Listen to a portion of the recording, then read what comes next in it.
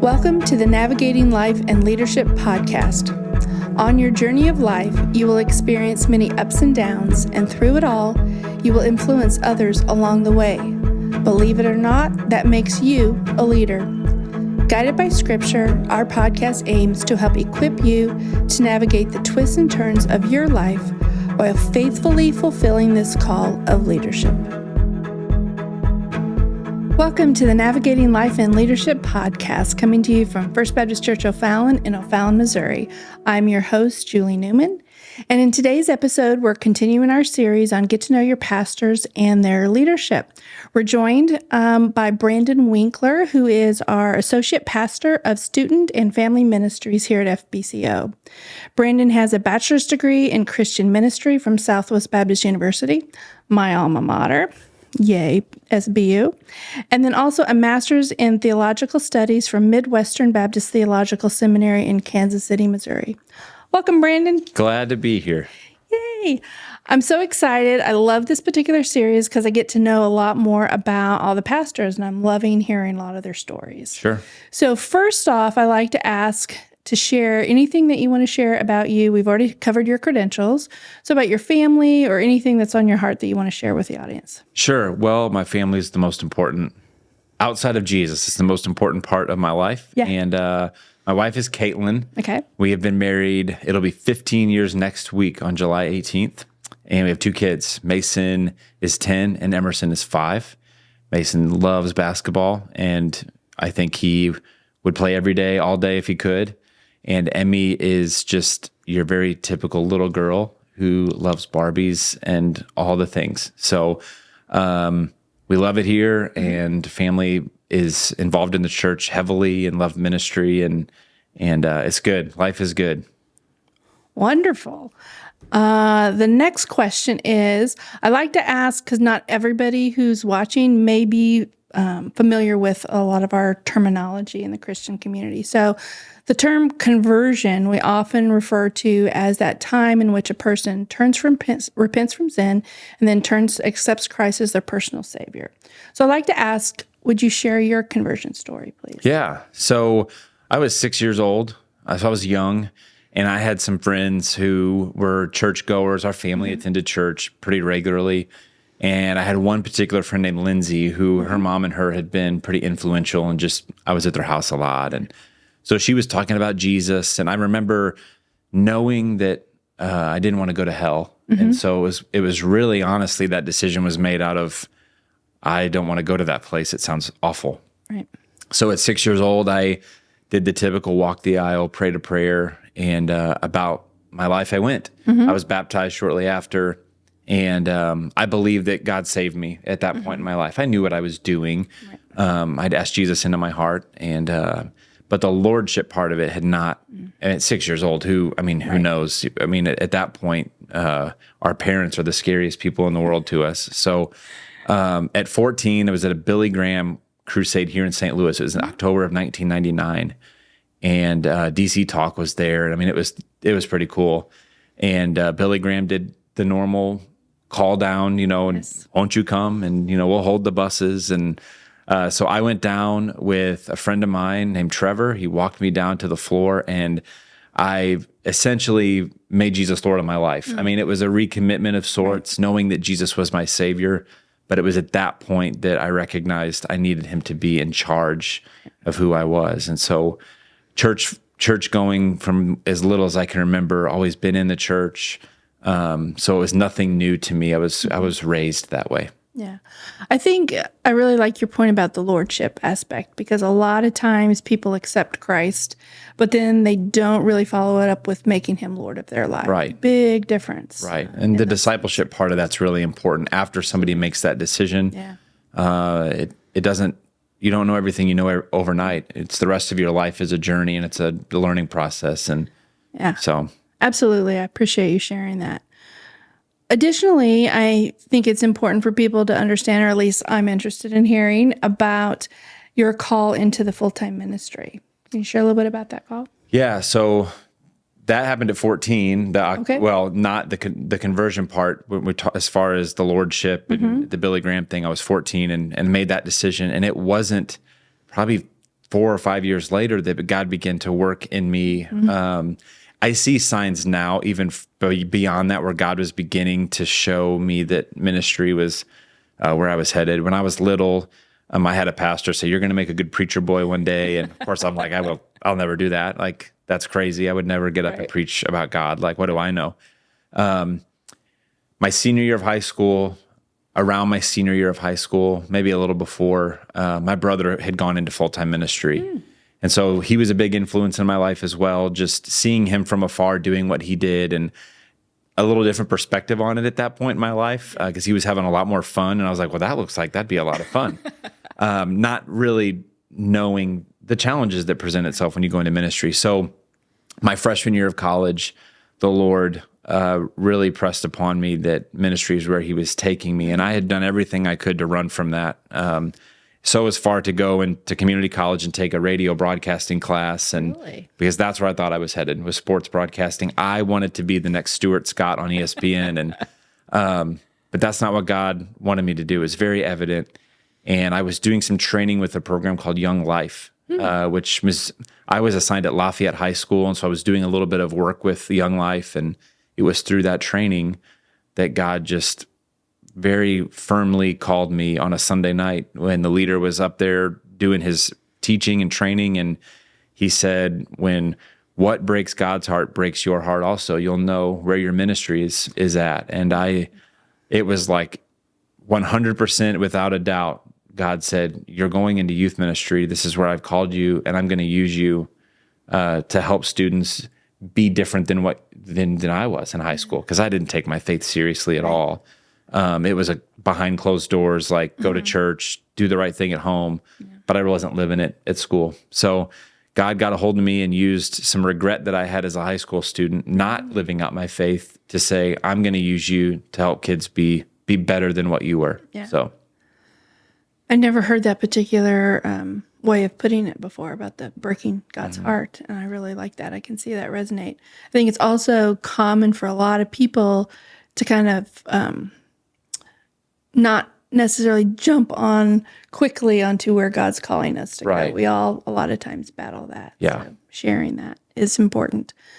Do you have a favorite Bible passage, and what would that be? You know, when I'm asked that question, Romans 8:28, which I probably just said the wrong reference, but we know that in all things God works together the good for those who love him and are called according to his purpose.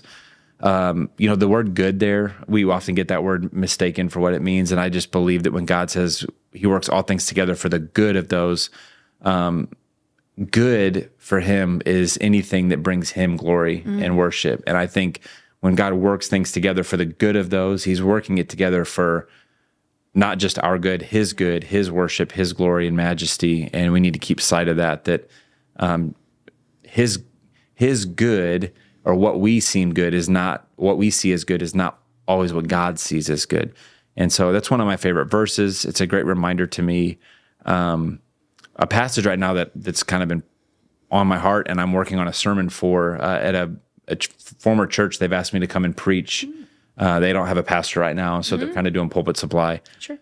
Is Jesus meeting the woman at the well. And there's just some pieces of that passage that stick out to me that we looked at camp this summer, and just it really stood out, and it's kind of been on my heart. So I've been studying that and working towards preaching that here in a few weeks. So, yeah. Those are wonderful passages. Sure. Yeah. I think, too, I really like the explanation of the good, because a lot of times we maybe take that out of context or have different expectations than what the Bible is actually telling us. Sure. So Yeah. I appreciate you explaining that. We think it's good based on how we feel, Exactly. and it's good for me, but God's not seeking that for us. Right. He wants it to be good based on his good. Yeah. And that's very different things. Absolutely. One of the things for this podcast is navigating life and leadership. So I want to talk briefly about the Bible has a lot of leaders within that God has equipped in leadership. Obviously, Jesus will take him out of the mix because we all believe he's probably the best example there is about exemplary leadership.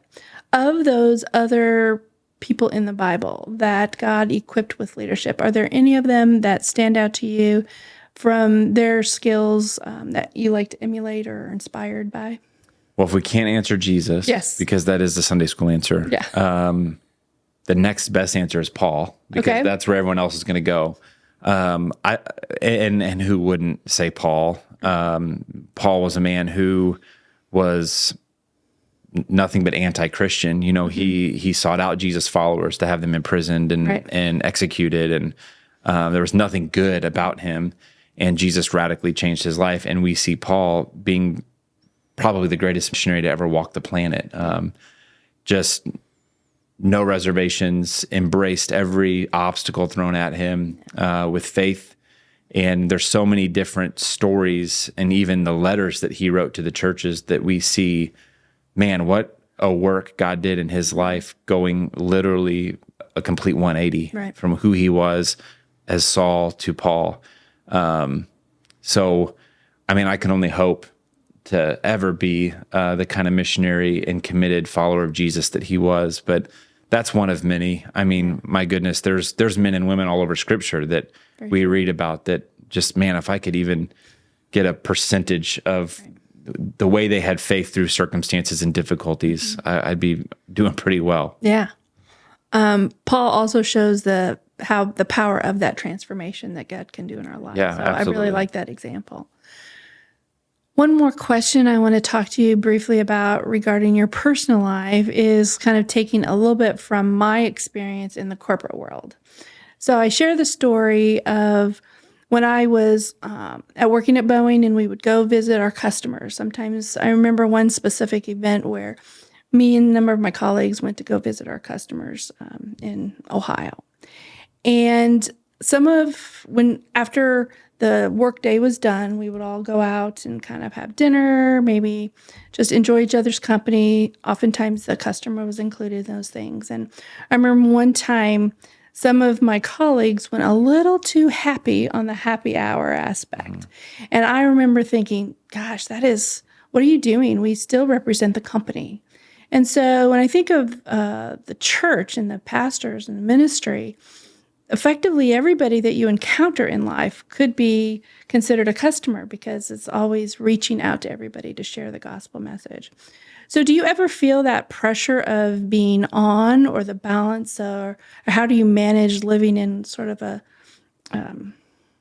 glass house, so to speak, or being put on a pedestal? Does that ever come into play? And just wanted your thoughts on that from your perspective. Yeah, that's a good question. I've thought about that because you and I talked a little bit before this. I think the bigger challenge for me at times is because what you see is what you get with me. I'm not the different person here that I am at home or with my friends, or I like to have fun. We laugh. Yeah. I'm not an uptight individual that's like, I got to flip the switch. I think the challenging part sometimes is being at home and turning it off and not having to be on, and trying to not let loose or let my guard down, but just be dad or just be a husband, and not have to be Pastor Brandon. That can be a challenge, but I'm thankful that God has wired me in such a way to be who I am at home. And I don't feel like I get up in the morning and have to turn myself into someone different on the ride to church. Yeah. I can just be who I am. Yeah. And so I don't find it incredibly difficult, but I know exactly what that's like. When you're out, and I've talked and preached about how I hate going to Walmart, and that I still stand by that. You're walking through the store and you never know who's watching you, and you got to smile at everybody because, they might go to church. And then there's people who talk to you.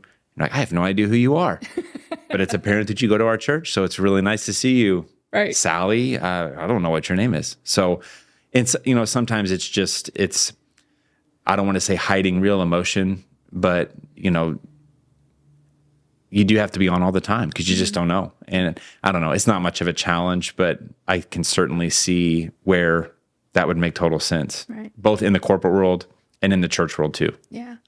I think all of us are watched. That's what leadership is all about, is influencing others. And the fact that all of us are leaders, whether or not we realize it or not. Right.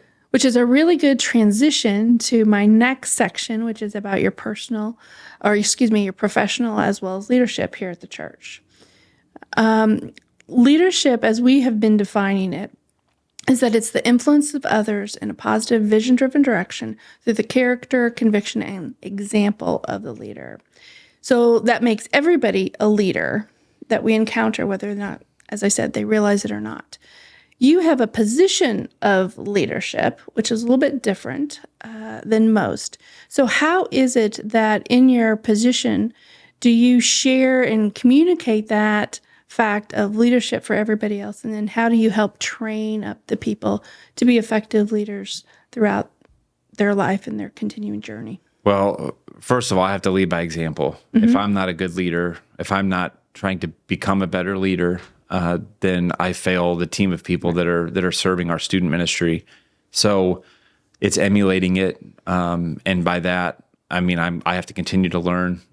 We have a great team of pastors here that help each other. I mean, we lead each other and help each other, and when one's failing, the other ones are showing us how to do it better, and we're not afraid to challenge each other, and I think that's good. As far as like the team of people that work in our student ministry, we haven't done a great job of having consistent meetings with them, but when we do, it's just encouraging them to think through common scenarios. If a kid does this, if a kid says this, when you're in this situation, this is how we control a room, and this is how we get students to engage in conversation. And but I think the greatest teaching is doing it yourself and allowing your leaders. Again, I'm the same person in front of our adults that I am in front of our kids, and they would hopefully stand by that statement. And I want them to see that leadership it can be fun. You don't have to be uptight and serious all the time. And our students here need transparency. And that's one thing I lead with is I'm not going to fake it till I make it. If I'm having a bad day, I'll tell kids like, it has been a rough day, or we're having a rough week at home. I mean, I'm not afraid to share that because they need to know their pastors are human, and we have all the same struggles and things at home. So it's trying to remain a good leader in those moments, but also allowing other people to lead you when you're not on it, when you're not up for being the leader that day. It's okay to like step back and go, you know what? Today's not the day. I just don't have it in me, and I'm battling this or struggling here, and letting people see that in you, that you don't always have it all together. Yeah. So I love that example, because example really does promote great leadership, and some of the best lessons I have found to be the case, because that vulnerability in you gives them permission to be vulnerable as well. Right. And so I think that's a really great. Yeah, kids don't. I say this, not all kids, but a lot of our students, I think, feel comfortable sharing things, whether it's me or Caitlin, because they know we've been there, we've walked through similar things. We're not here to judge you or condemn you. We're here to love you, and I'd like to say we've heard it all. There's not a whole lot that shocks us anymore, but because we want kids to know we've been there. We battled as teenagers too, and it wasn't easy, and even as parents and adults, it's hard. Yeah. So when I've talked to Pastor Mike recently in one of the podcasts, which you can see at some point, and he was talking about the core values of the church, and how when I was asking the difference between associate pastors and minister, one of the things he identified is that as associate pastor, you are seen sort of as the specialist in one of those core values. And your core value happens to be community, develop godly relationships through community.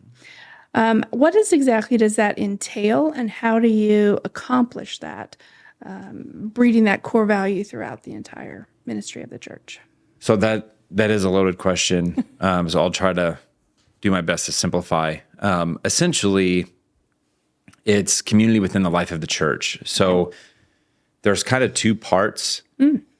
I think you're going to ask this question later about like the family ministry side. I will. Of my position, but that's a part of this to say that the church family, we need community, we need fellowship, we need to be with each other. And the building of that Family Life Center was a huge part in us trying to reach that goal. we just didn't have space to meet. I mean, this building we're in here, the Student Life Center, formerly known as the Annex, was not big enough to house the entire church body for a meal. So there was just no way for us to ever do anything church-wide unless it's outside at the pavilion or something.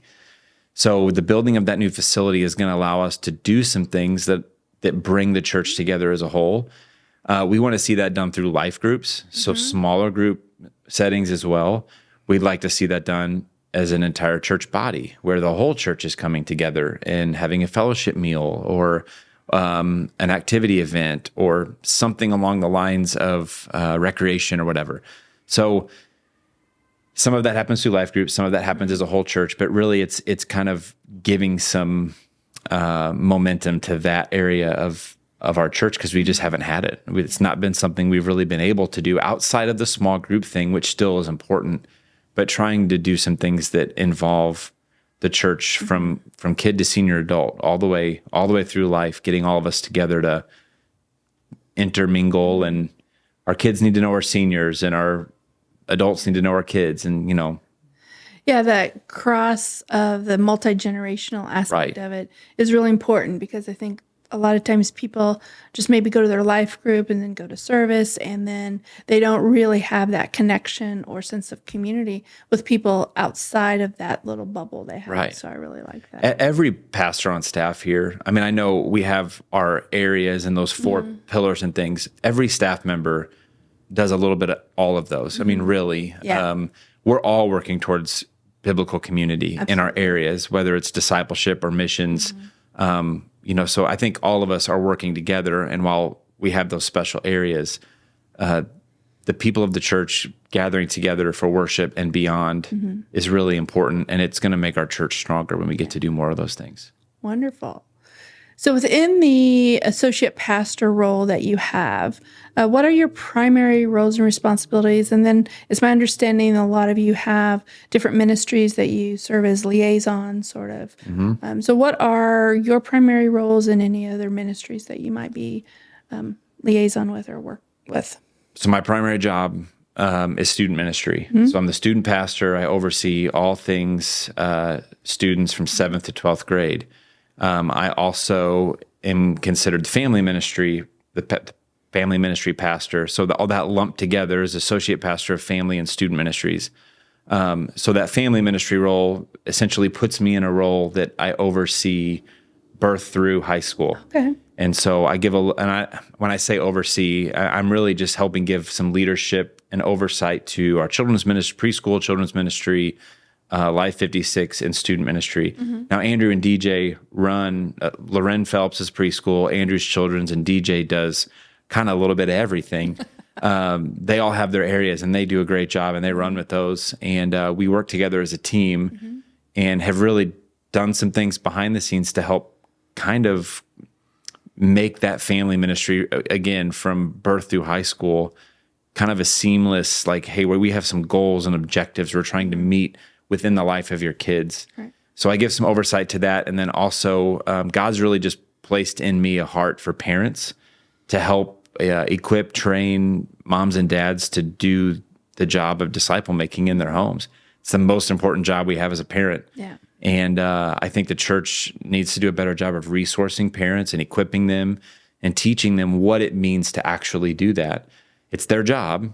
Yeah. And they have to do it. The church can't do it for them, but we can absolutely come alongside them and partner with them in that. Other things that I do, the most exciting part of my job, and there's no sarcasm here, folks, I'm the liaison to the transportation team, our vehicle. Oh, really? Oh my goodness. You would not believe it is wild and crazy over there as we get to talk about all of our vans. Yeah. Do we need new tires? Do we need an oil change? I'm kidding, obviously, but I do oversee that. As one who uses the vehicles a lot, it's just we have a team of people that maintain the vehicles, and the church probably doesn't even know that. Yeah. I give oversight to our hospitality team, which Barb Bateman kind of leads that in a volunteer role and is absolutely killing it. Yeah. So I say I give oversight to that. Barb runs it, and I'm just here if she needs me, and I like to stay out of their way because they do a great job. Yeah, they do. I have some help. I do give some help with deacons. John Swan and I kind of share the load of that. So we are there to help them, encourage them. We go to their meetings, just trying to help our deacons be the best extensions of our pastoral staff as they can be. So I don't think I oversee anything else. Okay. I think Lee and I might partner in our bereavement team. Okay.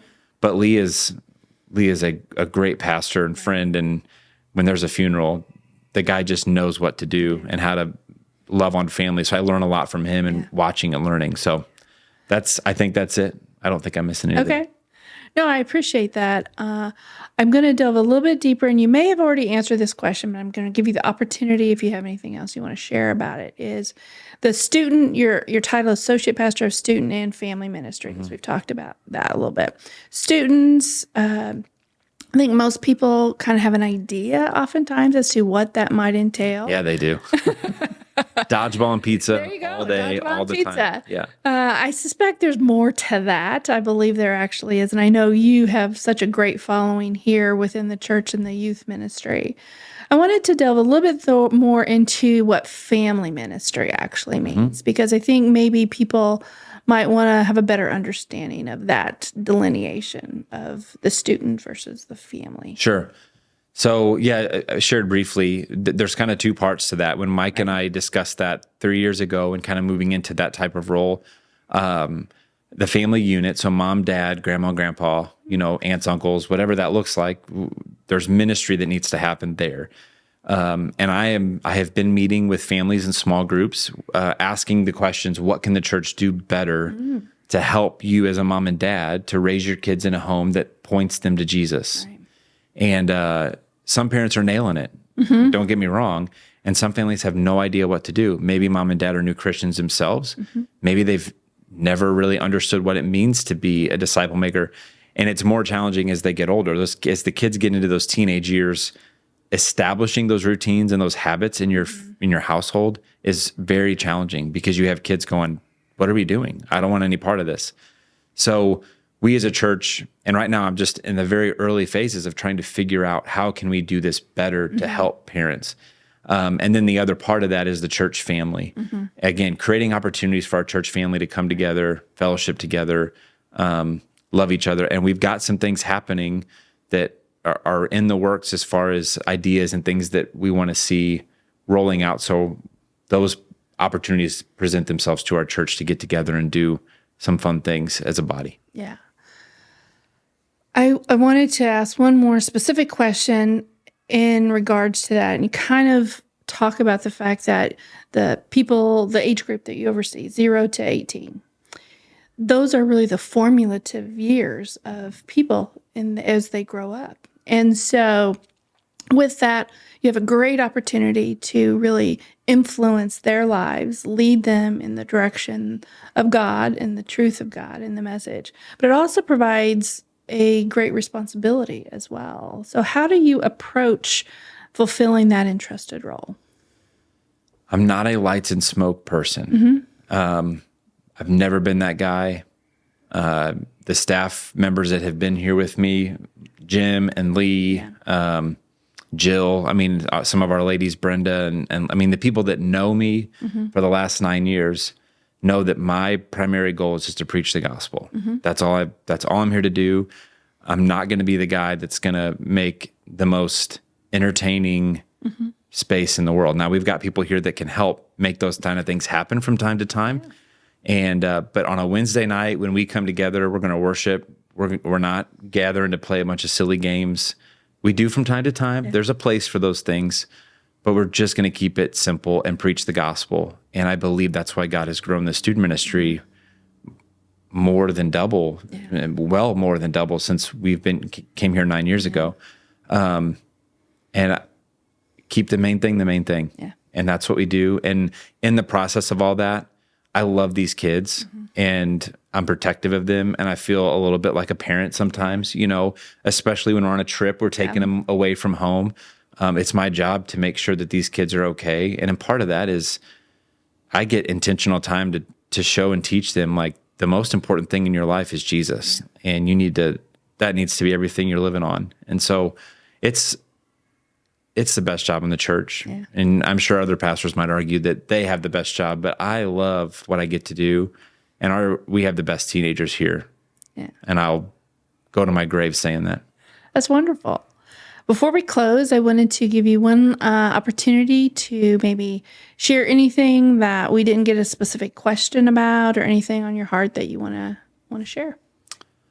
I don't think there's anything. I love being here. Mm-hmm. And we went through a difficult season in 2020, and it wasn't just COVID when we left and we're gone for a year and came back. And we've been back now just over 3 years. And this has been the best 3 years of ministry that I've ever been a part of.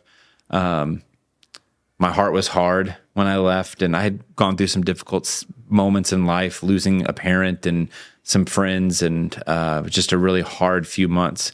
But the Lord has grown me and shown me that He is greater, and I'm so thankful He's writing my story, and I'm not the one in charge. And but we love First O'Fallon, we love being here, and we hope to be here for a very long time. Yeah. Well, I appreciate your openness and sharing both your personal as well as professional approaches to things. I think it's really important for people, and I know I really gain a lot from it. So thank you for being here. Well, thank you for letting me come and hang out with you for 30 minutes. Absolutely. So I also want to thank you for joining us for this episode of Navigating Life in Leadership. Until our paths cross again, remember to keep God as your true north, and He will direct your path. Where God guides, He provides. If you want to learn more, or you're looking for a new church home, we invite you to First Baptist Church O'Fallon. Information is available on our website at www.firstofallon.com, or you can contact us directly by emailing leadership@firstofallon.com. Be sure to subscribe to our podcast so you won't miss future episodes.